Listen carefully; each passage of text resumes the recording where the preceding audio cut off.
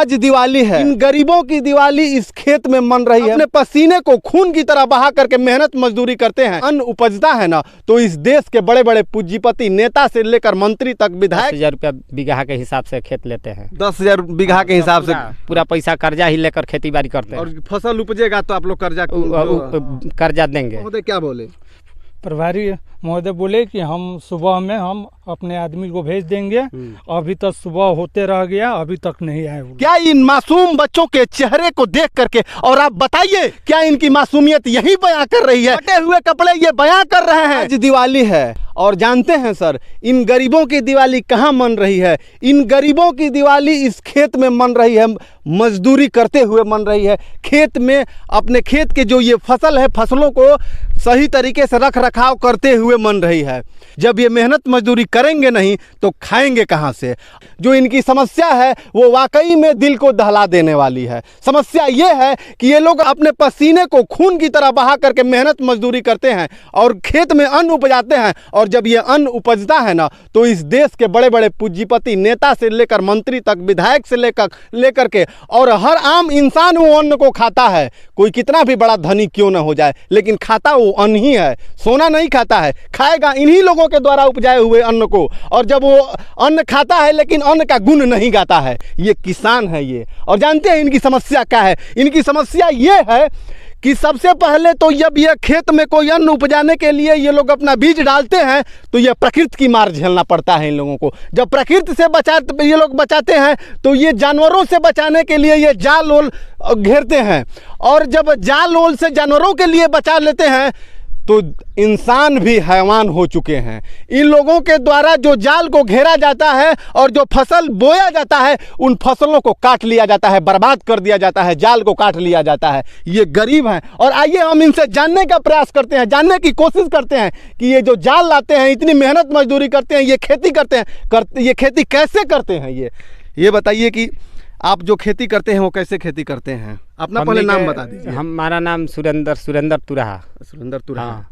सेमरी से हम जाल 10,000 रुपया का कर्ज लेकर जाल खरीद कर लाए थे। और खामा में गाड़ के जाल बांध दिए थे, और वो जाल रात में चोरी कर लिया है सब। जाल कब लगाए थे आप?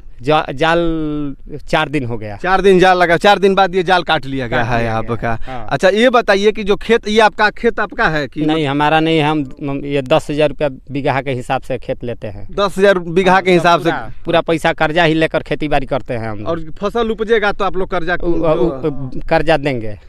हाँ। ये बिहार है, और इस बिहार के यशस्वी उप मुख्यमंत्री तेजस्वी यादव जी, आप नए बिहार को बदलने की बात करते हैं, आप नए बिहार में किसानों की बात करते हैं, आप नए बिहार में इन गरीब मजदूर किसानों की बात करते हैं। लेकिन ये बताइए कि आप तो उप मुख्यमंत्री बन गए, और हो सकता है कि आगे आने वाले समय में आप इस बिहार के मुख्यमंत्री भी बनेंगे। लेकिन एक बात हमें बताइए कि जब से महागठबंधन की सरकार बनी है इस बिहार में, तब से चोरी, डकैती, लूट, हत्या और यहाँ तक कि किसानों की फसलों की बर्बादी भी बढ़ गई है। रेशियो आप उठा करके देख लीजिएगा कि वारदात हो रहे हैं बिहार में, और ये इन लोगों के साथ भी ऐसी घटनाएं इस साल से बहुत ज्यादा हो रही है। ये बताइए कि क्या ये लोग गरीब है? यही इनकी कसूर है। इन गरीबों के छोटे छोटे मासूम बच्चे हैं, क्या इन मासूम बच्चों के चेहरे को देख करके, और आप बताइए कि क्या ये जो मासूम बच्चे हैं, इन बच्चों की जो चेहरे पर मासूमियत है, क्या इनकी मासूमियत यही बयां कर रही है कि सिर्फ ये गरीब हैं, ये मजदूर के बेटे हैं? इनकी माएँ सिर्फ खेत में मजदूरी करने के लिए पैदा की है इन लोगों को, और आपकी माएँ और जो यहाँ के पूंजीपति हैं, नेता हैं, आपकी माएँ सिर्फ बिहार में और इस देश में राज करने के लिए आपकी माएँ आपको पैदा की हैं। क्या इन लोगों की माएँ मेहनत मजदूरी और बिहार से बाहर जाने के लिए और कंपनियों में काम करने के लिए इन लोगों को पैदा किया गया है? ये बताइए कि इसका जिम्मेवार कौन होगा? कि खेत बोया गया है, इस खेत को जाल से घेरा गया है और रात में ही लोगों का जाल काट लिया गया है। ये बताइए, और थान भी काट देते हैं। हाँ, कबाड़ देते हैं। ये बताइए कि प्रशासन का क्या रवैया रहा है?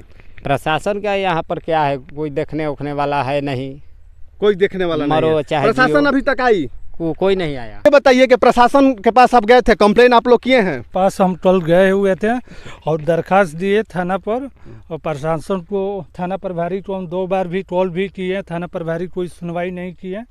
ठीक ना। और अभी तक ले वो लोग नहीं आए यहाँ पर, अभी तक नहीं आए, नहीं। ऑन द स्पॉट नहीं आए हैं। नहीं। प्रभारी महोदय क्या बोले? प्रभारी महोदय बोले कि हम सुबह में हम अपने आदमी को भेज देंगे। अभी तक सुबह होते रह गया, अभी तक नहीं आए वो लोग, अभी तक नहीं आए? नहीं, अभी तक नहीं आए। बाकी आपसे प्रशासन की आपकी मांग क्या रहेगी प्रशासन से?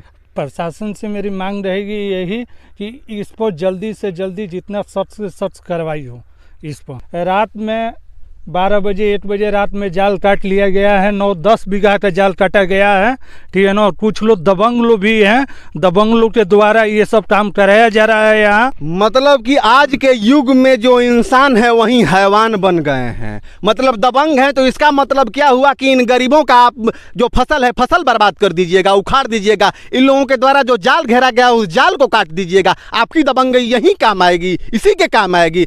वहां दबंगई कीजिए जहां गरीब तबके के लोगों को दबाया जाता है, वहां दबंगई क्यों करते हैं? इन लोगों के बच्चों की हालत देखिए। क्या ये बच्चे कहीं से लगते हैं आपको कि अंबानी और अडानी के बेटे हैं? फटे हुए कपड़े ये बयां कर रहे हैं कि हम तो साहब गरीब मजदूर के बेटे हैं, हम किसान के बेटे हैं। जब हम खेत में किसानी करेंगे, मेहनत मजदूरी करेंगे, उस अन्न को उपजाएंगे, तभी आप अन्न बैठ करके 5 स्टार होटलों में खाएंगे। वह अन्यथा भूखे नंगे मर जाएंगे। आप नंगे तो नहीं मरेंगे लेकिन भूखे जरूर मर जाएंगे।